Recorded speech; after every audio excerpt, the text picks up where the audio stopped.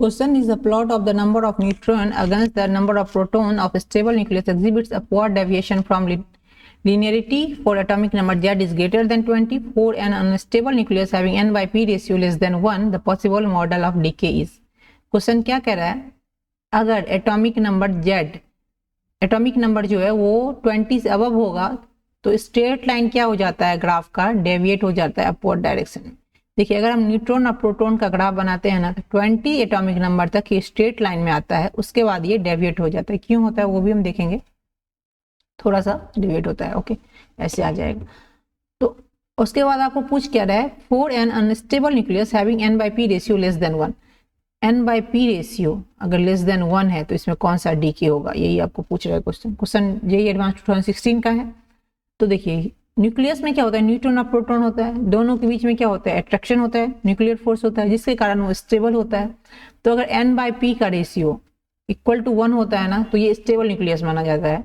और क्योंकि दोनों के बीच में अट्रैक्शन है इसी से स्टेबल होते हैं. अगर इसके नंबर में क्या होगा, डेविएशन होगा, ये न्यूट्रॉन बढ़ेगा या प्रोटॉन बढ़ेगा, कुछ भी बढ़ेगा या घटेगा तो ये लेस देन या ग्रेटर देन 1 हो जाएगा, जिससे अनस्टेबल हो जाएगा. और अनस्टेबल हो जाएगा तो स्टेबिलिटी पाने के लिए क्या करेगा, अपना डीके करेगा, रेडियो एक्टिव जैसा ये बिहेव करने लगेगा. और ये क्या हो जाएगा, डीके करने से फिर ये अपना न्यूट्रॉन या प्रोटॉन को बढ़ाएगा या घटाएगा.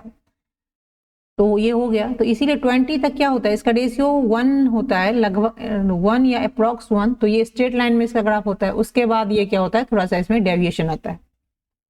तो आपका क्वेश्चन तो ये है, n by p इज क्या है, लेस देन 1 है. तो n by p less than 1 है तो आपको n by p का रेशियो क्या करना पड़ेगा, इंक्रीज करवाना पड़ेगा, तब ये 1 आएगा. तो n by p का रेशियो हम कैसे इंक्रीज करा सकते हैं, n by p अगर लेस देन 1 है दैट मीन्स यहाँ क्या है, न्यूट्रॉन कम है प्रोटॉन से.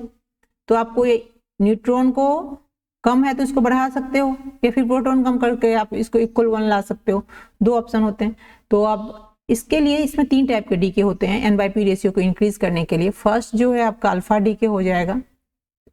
अल्फा डीके से भी हम क्या कर सकते हैं, ये कर सकते हैं, सॉरी डीएसी अल्फा डीके हो जाएगा. सेकेंड आपका इसमें क्या हो जाएगा, बीटा प्लस डीके करवा सकते हैं. और क्या करवा सकते हो, एक आप के इलेक्ट्रॉन कैप्चर करवा सकते हो.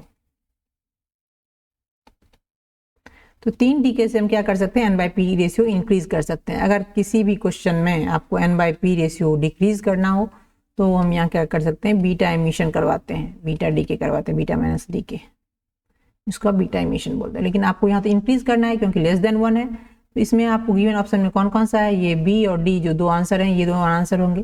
तो देखिए इसमें क्या होता है, ऑर्बिटल और ये के इलेक्ट्रॉन कैप्चर में, इसमें इनर इलेक्ट्रॉन क्या करता है, न्यूट्रॉन को प्रोटॉन में चेंज करता है. सपोज कोई ये कंपाउंड है X, ये B, इसका मास हो गया, ये एटॉमिक नंबर हो गया, इनर इलेक्ट्रॉन करेगा. तो इनर इलेक्ट्रॉन इसमें अगर हम के इलेक्ट्रॉन कैप्चर करवाएंगे तो ये आपका जो कंपाउंड बनेगा ऐसे बनेगा.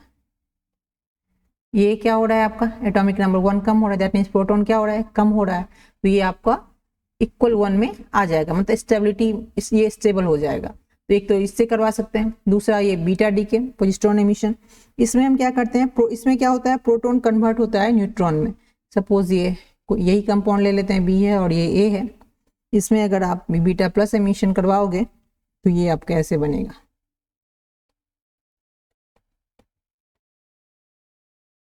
इसमें भी आप क्या देख रहे हो, इसमें नंबर ऑफ प्रोटॉन क्या हो रहा है, कम हो रहा है, एटॉमिक नंबर कम हो रहा है. तो दोनों से क्या हो रहा है, इसकी n by p का रेशियो इंक्रीज हो रहा है, दैट मीन्स इक्वल टू 1 तक आ रहा है. तो दिस इज आंसर बी और डी. Thanks for watching.